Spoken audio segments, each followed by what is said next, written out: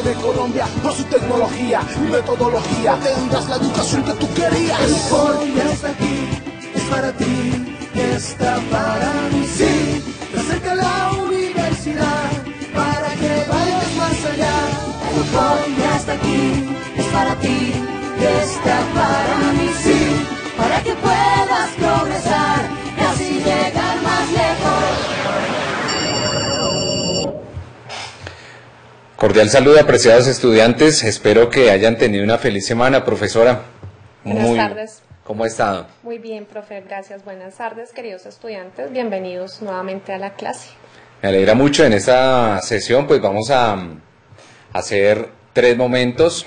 El primero de ellos, hacer una presentación del temario. El segundo momento, la pregunta problema o la pregunta generadora de la sesión. Una recapitulación también de lo que es la primera actividad, algunas recomendaciones del foro de esta primera unidad, también lo concerniente pues ya a la temática específica de esta sesión. Solo nos queda pues aprovechar estos 39 minutos y vamos entonces a arrancar ya, profe. Muy bien. ¿Te parece? Entonces, claro que sí. Muy bien.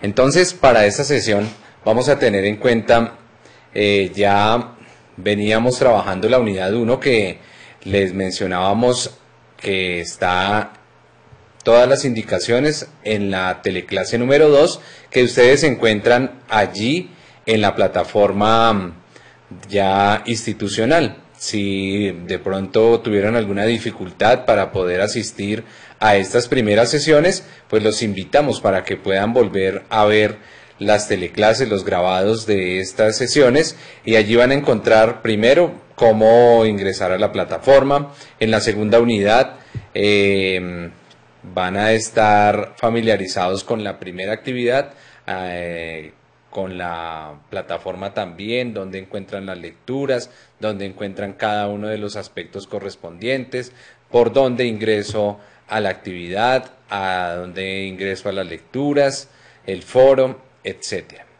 Entonces, hoy traemos la pregunta generadora de esta sesión. Nos menciona, profe, si me ayudas a leerla. Claro que sí. ¿Cuál es el sujeto que proyectamos como profesores y qué características vemos en nuestros estudiantes?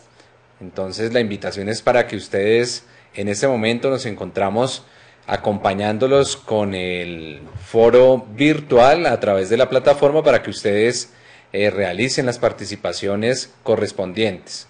En esta sesión pues es importante, como las anteriores, traer y aterrizar, como decimos coloquialmente, cada uno de los conceptos que vemos allí. Ya hemos hablado y hoy vamos a profundizar en el sujeto y en el objeto de estudio de la epistemología, de la pedagogía. Es importante pues no irnos, hemos reiterado mucho, a unos elementos abstractos, sino tratar de referenciarlos en cada uno de los elementos del ejercicio pedagógico, desde algo que hemos mencionado desde la primera sesión, y es la práctica pedagógica.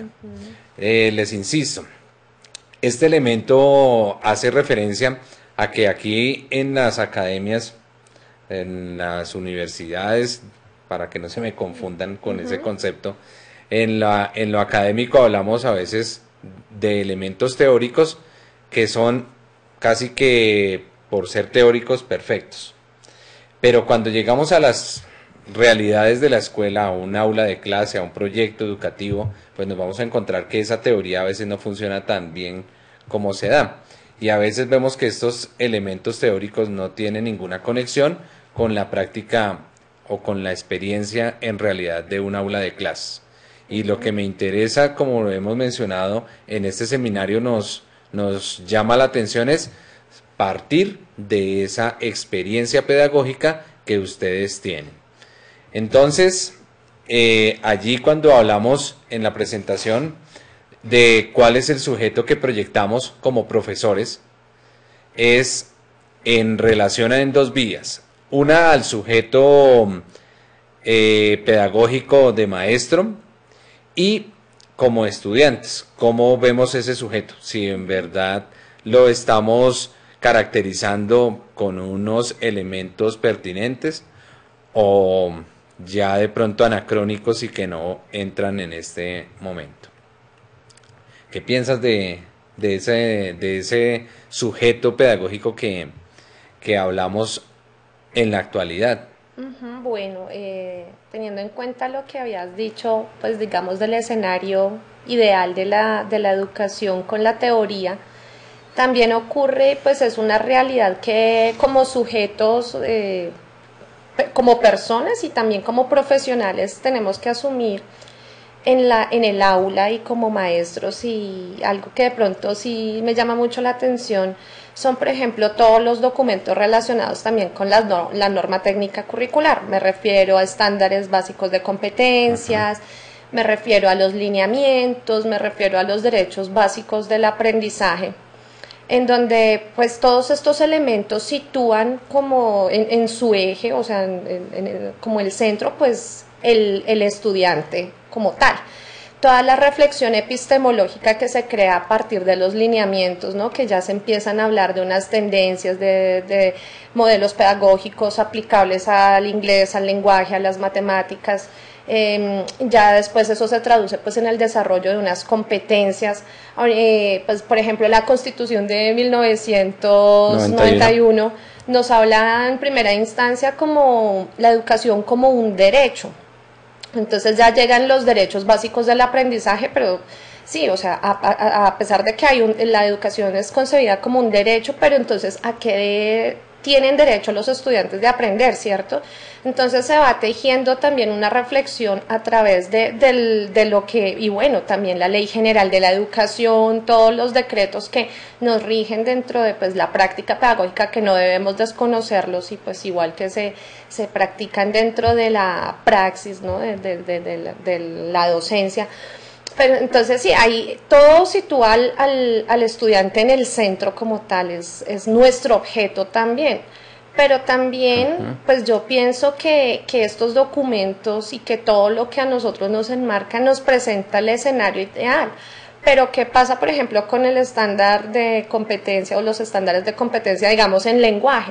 Que al finalizar tercero el estudiante, por ejemplo, ya debe construir textos de tal manera, pero cuando uno asume la realidad del aula, cuando uno se da cuenta de esa construcción cultural del sujeto, las condiciones que lo anteceden, pues a veces esto se puede cumplir y a veces no, ¿cierto? La legislación, la ley general nos pone ese escenario ideal de unas aulas adecuadas, de unos espacios adecuados, de la evaluación vista desde la autoevaluación, heteroevaluación, coevaluación, muchas cosas, pero realmente a veces eso no se cumple porque esa figura del sujeto también ha venido siendo desplazada por otras condiciones que están desde el mismo colegio, ¿no? Entonces le damos más prelación al papel, a llenar el formato, a lo que digan los papás, a concebir, por ejemplo,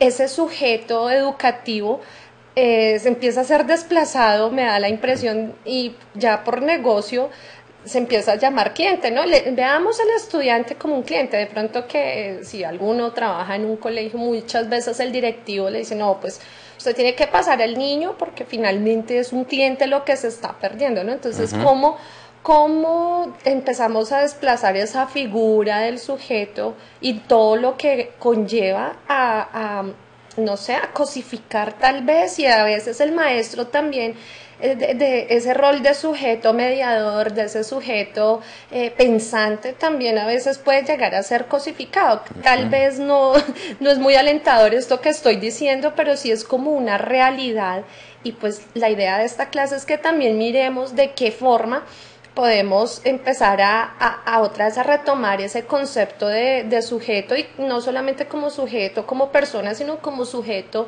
educativo, un sujeto de acción desde la misma docencia. Bien, sí, la idea, llegando al punto de la pregunta generadora, es analizar qué sujeto nosotros percibimos, y es importante allá que como futuros educadores o ya en ejercicio, pensemos qué concibo yo por ese tipo de persona, entendida como sujeto, ¿no? Porque es problemática también la categoría de sujeto en la medida que está sujetado o está inmerso en unas dinámicas que mencionaba la profesora Andrea. En ese elemento es que gira la pregunta de motivación en el día de hoy. ¿Qué percibimos hoy en relación a ese sujeto? ¿Cómo lo proyectamos? ¿Qué formamos en ese proceso pedagógico? ¿Qué tipo de sujetos, no? Y es una práctica política, como decíamos en sesiones anteriores. ¿Y qué características vemos en nuestros estudiantes como sujeto cognoscente? Es decir, el sujeto que conoce. Desde esa perspectiva, entonces, vamos, como les decía en la introducción, a ver, a recapitular de pronto para los que no habían podido acceder a este elemento, la actividad de la unidad número 1. Y nos dice entonces así, son 2 puntos. El primer aspecto, con base en el momento prelógico de la lectura que ya ustedes la encuentran allí en la plataforma, de Carlos Corredor, con base en el momento prelógico presentado en la lectura, describa una tradición de su ciudad o municipio que se haga fuera de la escuela formal y que mantenga las tradiciones de su región. No debe estar asociado a educación formal, o sea, no debe estar en el colegio, en la escuela, en el jardín, nada, sino que mantenga una tradición de años y obviamente de generaciones en generaciones allí en su país. Ustedes escriben en la respuesta, zona del país, listo, proceso de transmisión de tradición, y allí van a describir cómo se da ese proceso de migración de saber, de conocimiento, de aprendizaje de generación en generación. Lo que ustedes deseen, le pueden acompañar con fotografías, etcétera, si son de propiedad de ustedes. No olviden entonces también los criterios que dimos en las sesiones anteriores: norma ZAPA, referenciación, citas, el uso adecuado de ortografía, y recuerden que esto está pasado por Turnitin, que nos da como el insumo para determinar si ha sido bajado de internet, si ha sido copiado o si ha sido presentado en algún otro semestre. El otro momento de los 4 que mencionábamos allí, que era el prelógico, el filosófico, el científico y el lingüístico, en este lingüístico nos menciona una experiencia ya pedagógica en un centro educativo formal, describiendo los momentos de cómo se da la enseñanza. Allí entonces nos van a presentar cómo se hace ese proceso de aprendizaje, momentos, qué actividades se dan, cómo se evalúa, etcétera. Fotografías también pueden anexar allí. Nosotros empezamos esta explicación en la sesión 2, pero pues consideramos importante por asegurar la elaboración acorde a estos criterios que se dé de la manera adecuada. Recordarles también que ya, como les mencionaron la semana anterior, la unidad se prolongó hasta el día 16 de marzo, y pues es importante que ustedes generen cada uno de la organización del tiempo para que no vayan a dilatar este aspecto. Entonces vamos ya a ingresar al temario de hoy. Cuando hablamos de ese sujeto, mencionábamos entonces, cuando les decimos qué características de este sujeto vemos en el aula de clase, nos decíamos, si lo vemos, con esto terminamos creo que rápidamente la sesión anterior, decíamos si lo vemos como capacitación o es una formación que estamos haciendo. Formación, obviamente viene del griego forma, que es la esencia que estamos modificando en el ser humano. Si lo vemos como un elemento pasivo, un sujeto pasivo, pues yo sigo haciendo mis clases allá al frente, parado en el tablero, y estoy haciéndolo capaz. Eso es lo que estoy haciendo en una capacitación. Lo hago capaz de, pero no estoy generando un juicio crítico, un análisis de esa información. Y es para que nosotros analicemos en ese tipo de profesional que estamos formando.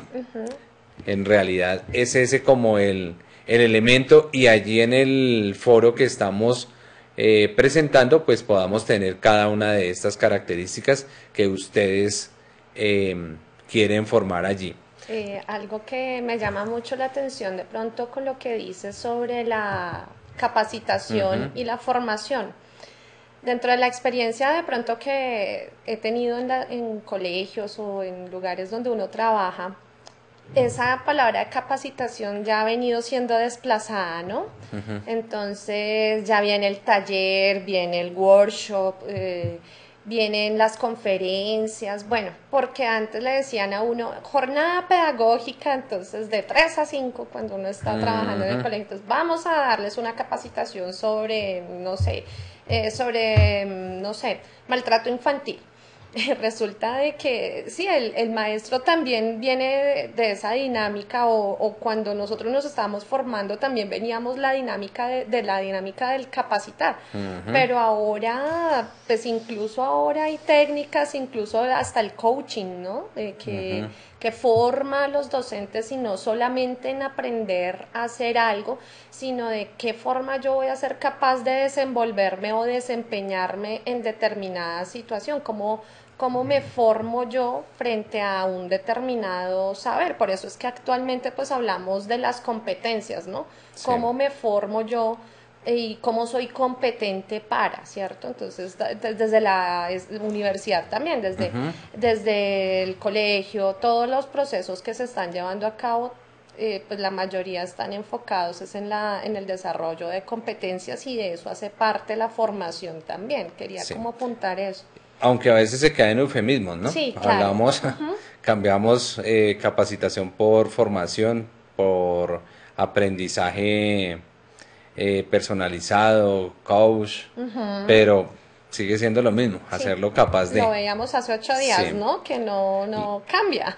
Lo veíamos a lo largo de la historia por allá, desde donde hay regencia de imágenes o esculturas y no cambia, es muy estático. Mirando entonces las diapositivas, vemos así para ir cerrando ese ¿cómo se llama? Ese antecedente de la clase anterior. Decíamos que si tenemos un sujeto técnico operativo o un profesional, ¿cierto? Aunque profesional pues también es inquietante el término, ¿no? Porque es el que profesa una acción. Si es un estudiante, un sujeto pasivo, es decir, que me repita ya lo que yo quiero escuchar, o es un personaje, un sujeto inquieto que indague, que investigue, y ya pues hay líneas de trabajo desde la perspectiva investigativa, que se da proyectos de aula, etcétera, proyectos pedagógicos de formación, etcétera.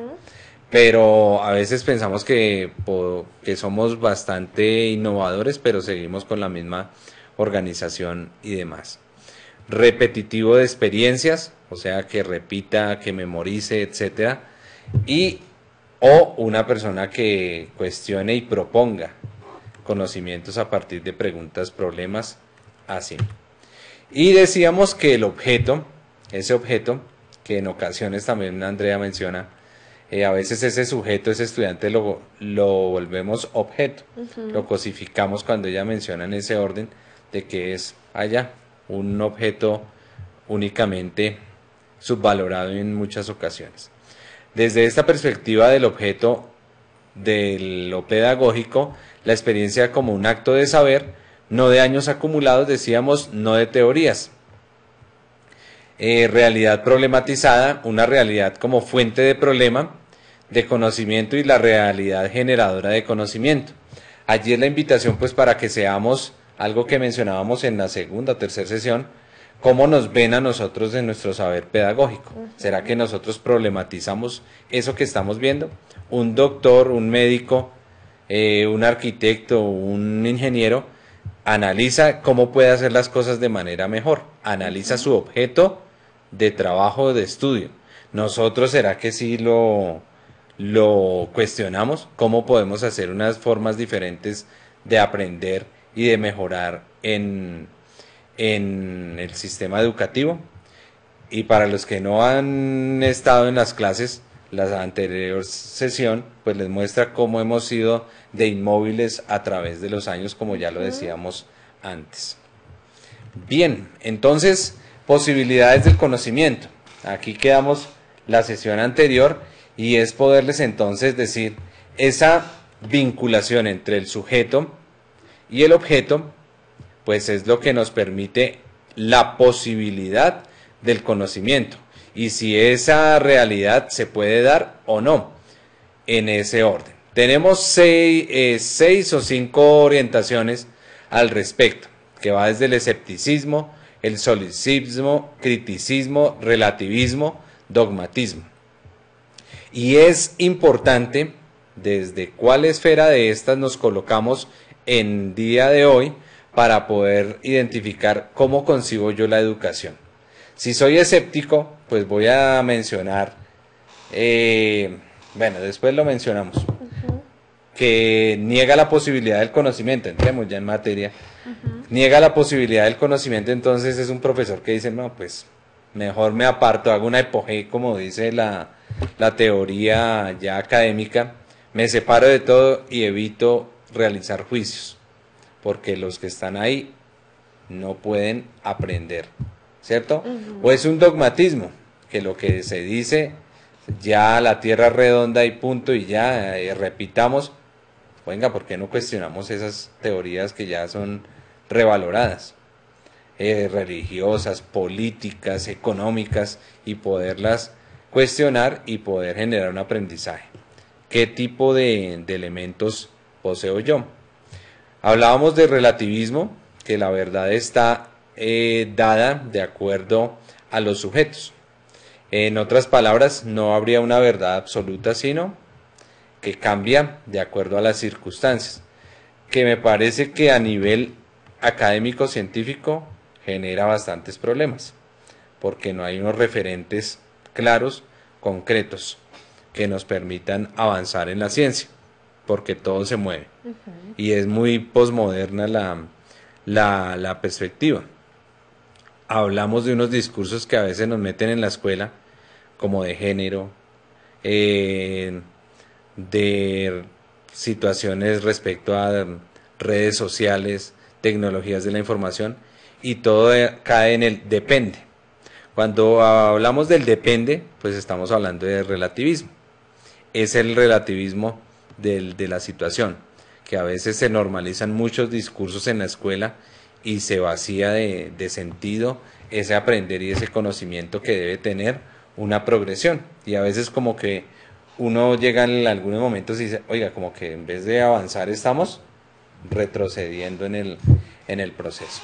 Traigo entonces 2 videos acá, uno de escepticismo, para que lo veamos acá y hagamos una En este video vamos a hacer un brevísimo repaso por la escuela helénica de los escépticos. La misma fue fundada por Pirrón de Elis, que vivió entre el 270 y el 360 a.C. Aunque debemos considerar que esta no es una escuela en el sentido más estricto, no es una escuela academicista, no se pregunta sobre lo que es ética, cosmogonía. La misma fue fundada por Pirrón de Elis, que vivió entre el 270 y el 360 a.C. Aunque debemos considerar que esta no es una escuela en el sentido más estricto, no es una escuela academicista, no se pregunta sobre lo que es ética, cosmogonía, física, es más bien crítica, antidogmática, intelectualmente agresiva, transgresora. Este autor se había preguntado qué era la felicidad o cómo alcanzarla, y había afirmado que debemos hacernos una serie de preguntas. ¿Cómo son las cosas realmente? ¿Qué actitud tomar frente a ellas? ¿Y qué consecuencias conllevan? ¿Cómo son las cosas realmente? No podemos saberlo. Solo podemos saber lo que las cosas aparentan ser. Por ejemplo, yo no sé si la miel es dulce, pero para mí parece serlo. ¿Qué actitud tomar frente a ello? Pues la suspensión del juicio o epogé. ni afirmo ni niego nada. Esto también con la ética. No puedo saber lo que es bueno o lo que es malo. Y por lo tanto esto llevaría a la ataraxia o imperturbabilidad o a la tranquilidad, precisamente. Ahora, ¿cómo vivir si no afirmo ni niego nada? Pues dice que podemos guiarnos de los sentidos en cosas sencillas e irrelevantes, que podemos confiar en las costumbres y las leyes de donde nos encontramos, o en todo caso guiarnos por el grado de probabilidad, qué tan probable es que algo sea cierto o sea falso. Esta escuela afirma que no podemos guiarnos de los sentidos, porque si bien muchas veces nos dan informaciones certeras, con una sola información invalida toda percepción, pues no podemos distinguir cuándo van a ser verdaderas de cuándo van a ser falsas. Ni siquiera podemos afirmar que nada puede afirmarse, porque ya estaríamos afirmando algo. Por lo tanto, hay que hacer siempre un examen, exegesis en griego, de ahí el nombre viene la palabra escéptico, riguroso y detallado, evitando toda ambigüedad. Si bien los sofistas, como Gorgias, no eran escépticos, sí nos podemos acercar a este pensamiento a través de su, por así decirse, relativismo. Es decir, por ejemplo, Protágoras pensaba que el hombre era la medida de todas las cosas. Entonces Gorgias afirmó que nada existe. Si algo existiese, sería incognoscible, y de ser cognoscible, sería incomunicable. Esto tal vez nos resulta demasiado complejo si pensamos en una manzana, pero si pensamos en cosas un poco más difíciles, como el cosmos o una persona, ¿qué tanto podemos conocerlo? ¿Qué tanto podemos comunicar acerca de ello? Como legado, esta escuela nos deja no un conocimiento, sino una actitud de pensamiento científico, crítico o adogmático. Ejemplo de ellos son Bacon, Kepler, Galileo, Newton, el gran escéptico de Hume, y sobre todo el mayor escéptico de todos, que fue Nietzsche, que paradójicamente odiaba a los escépticos y decía que aquellos que suspendían el juicio morirían. Hasta aquí nuestro ameno repaso sobre la escuela escéptica. Espero que te haya servido para repasar y puedes dar. Bien, entonces allí veíamos una perspectiva, un acercamiento a lo que corresponde a esa relación sujeto-objeto, y en muchas ocasiones nosotros la tenemos inconsciente allá en nuestra práctica pedagógica. Nos aislamos de que pueda conocer en realidad el conocimiento, por ser redundantes, el estudiante. Somos escépticos de que pueda haber una aproximación a ese conocimiento que queremos en esa forma. Y desde el diagrama que tenemos acá en la pantalla, el sujeto estaría imposibilitado. Aquí se rompería este conocimiento del objeto pedagógico que le estamos dando, sea matemática, sea lenguaje, sea preescritura, sea prematemáticas, las dimensiones. Estaríamos negando que en realidad el sujeto puede hacer ese conocimiento, como nos lo menciona en ese aspecto. Allá ya nos presenta un acercamiento a Kant, es el mentor del criticismo, y él nos va a decir que hay dos vías para llegar al conocimiento. Una es la vía de la razón y la otra es la vía de la experiencia, y a partir de esas dos podemos entonces aproximarnos a la realidad. ¿Cuál es la más válida? Pues depende de cada uno de los elementos.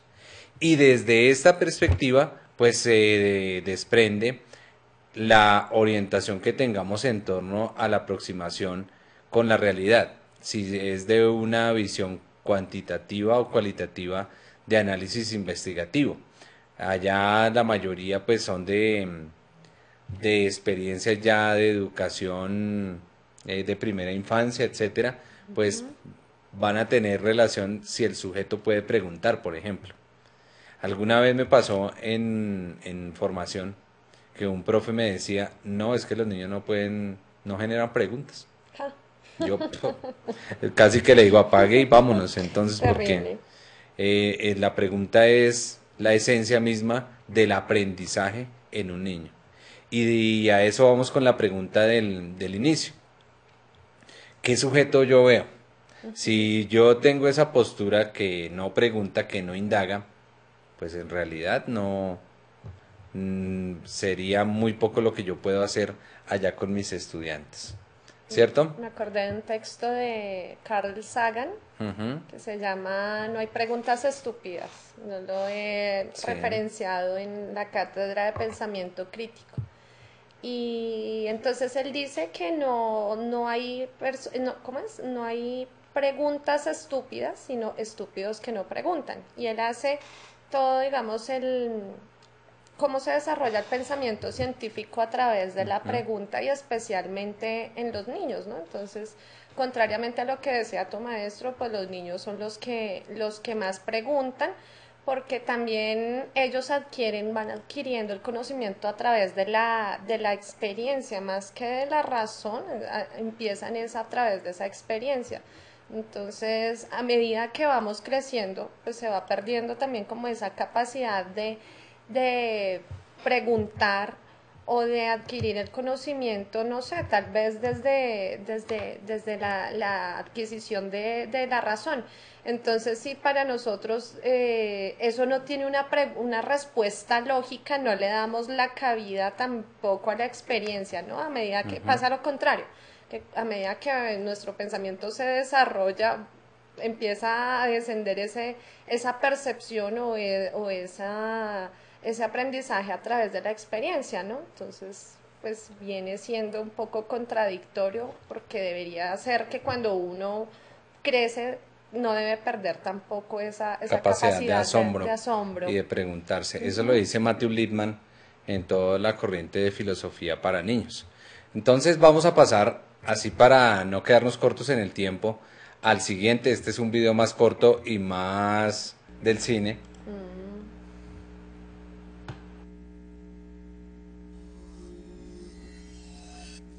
¿Tenemos un acuerdo, señor Reagan? ¿Sabes? Sé que este filete no existe. Sé que cuando me lo meto en la boca, es Matrix la que le está diciendo a mi cerebro: es bueno y jugoso. Después de 9 años, ¿sabes de qué me doy cuenta?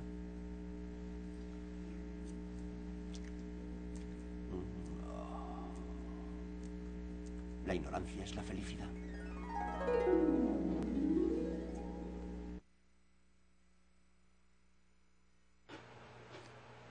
Bien, la ignorancia es la felicidad. Y eso en realidad es más o menos el dogmatismo. Nos quedamos, la primera parte del video es muy escéptico, cuestiona todo, saber que nada de lo que hay en realidad existe, pero determina saber que este filete de carne es un impulso nervioso que le damos a nuestro cerebro, pero termina con una frase que dice: la ignorancia es la felicidad. Y a veces el conocimiento lo lleva a uno a este elemento de no disfrutar, ¿cierto? De no disfrutar la realidad misma en sí. Finalizamos este marco de posibilidad del conocimiento con una referencia de Vargas, que está citado por Corredor en la lectura, donde nos va a explicar en sí el objeto pedagógico. Nos dice allá: el objeto del saber pedagógico son las prácticas pedagógicas del aula. Y esto es algo que les he venido reiterando desde el inicio. Prácticas pedagógicas del aula, pues ¿cómo lo hace usted en realidad? Aquí no vale teorías, elementos sofisticados, sino ¿cómo lo hace? ¿Cómo hace para que sus niños aprendan allá con el contexto en el cual se encuentra? A 1 hora de camino, a 2 horas de camino que tiene que hacer el estudiante, o con recursos digitales de primera mano, con aulas automatizadas, etcétera, plataformas, códigos. como veíamos algunos salones en la sesión anterior, o que ni siquiera tienen lugar, sino les toca casi que a la intemperie con un cambuche hecho ahí. Y es allí donde el objeto del saber pedagógico toma sentido como las prácticas que se dan en el aula. A mí no, cuando pedimos el segundo punto, no me hablen por allá de teorías elaboradas, sino hábleme de cómo lo hace. ¿Cuáles son esos elementos que hace usted en la escuela para favorecer el aprendizaje de los estudiantes? Y nos dice allá, continúa diciendo, y de la escuela en las que los sujetos se comprometen en la construcción de conocimiento. ¿Cierto? Eso es clave en ese ejercicio. Cómo nosotros logramos capturar la atención de los estudiantes allí y podemos generar procesos de aprendizaje efectivos en el conocimiento. Nos dice hoy en día que lo que no está en Internet, lo que no está en Google, ese elemento, pues usted está perdiendo el tiempo allí. Tiene que generar unos elementos de aprendizaje metodológicos didácticos que rompan con cada una de esas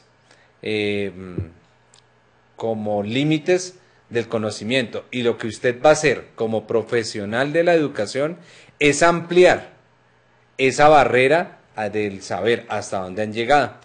Si hemos llegado hasta este límite, el reto suyo como docente es cuestionar ese objeto de lo que sucede en la escuela, de cómo aprenden, cómo se dan esos procesos de aprendizaje y seguir. Porque a veces nos quedamos repitiendo, y lo decíamos allá en el objeto, sujeto-objeto, vemos ese objeto como algo móvil ahí. Ay, pero yo tengo 20 años de experiencia. Sí, pero de pronto ha repetido lo mismo durante esos 20 años, ¿cierto?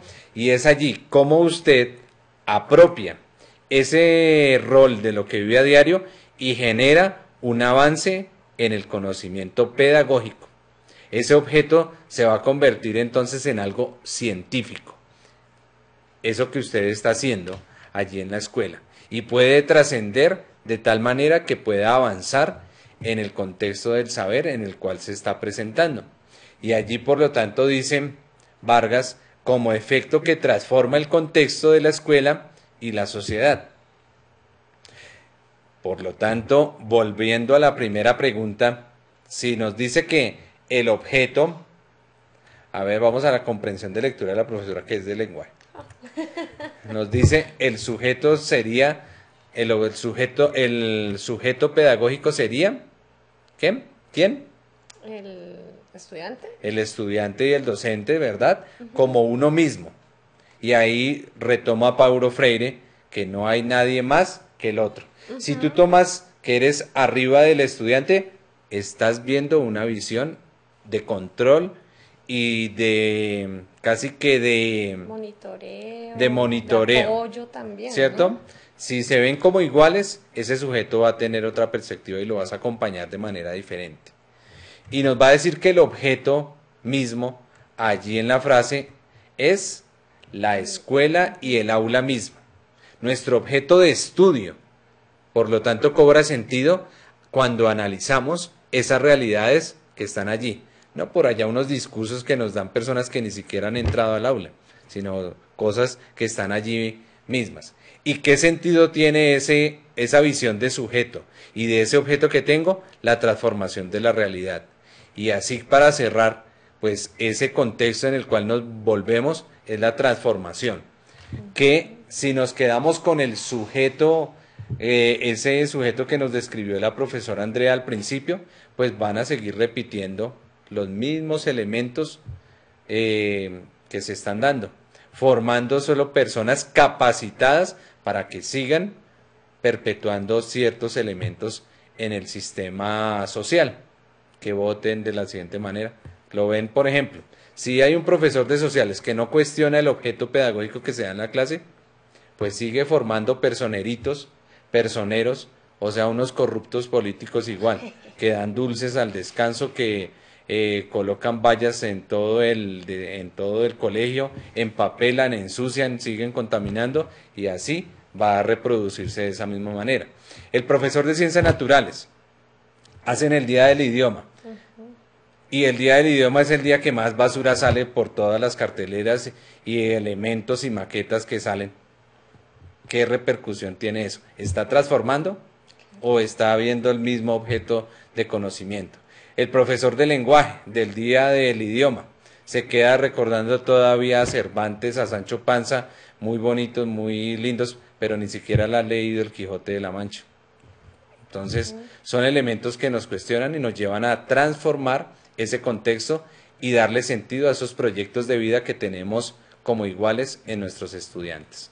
Se nos acaba el tiempo, agradeciéndole entonces, profesora Andrea, para esta semana. Mil gracias y una feliz semana. Bueno, hasta luego, gracias.